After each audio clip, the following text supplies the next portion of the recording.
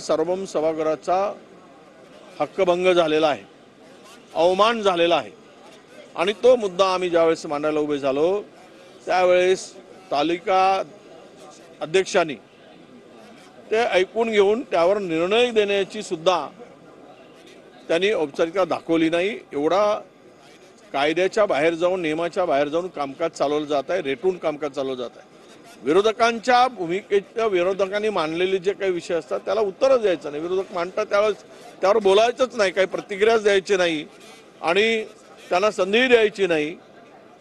ही दादागिरी सत्ताधाऱ्यांची आता सुरू झालेली आहे। पूर्वी खरं तर कुठल्याही प्रस्तावावर निम्मा वेळ दिला जायचा, पण तो निम्मा वेळ पण दिला जात नाही, त्यामध्ये तो तर वेगळाच विषय आहे।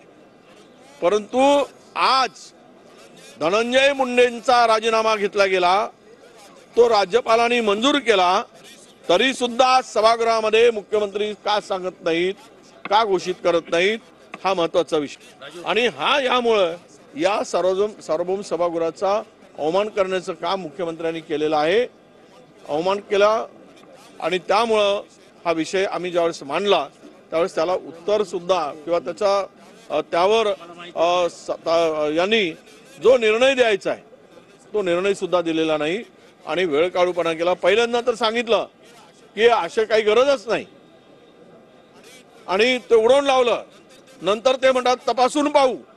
ही बनवाबनवी जी चालली सत्ताधाऱ्यांची सभागृहाला गृहीत धरून कामकाज रेटून नेण्याची, हे मला वाटतं की लोकशाहीच्या विरुद्ध आहे आणि असं काम रोज सुरू आहे।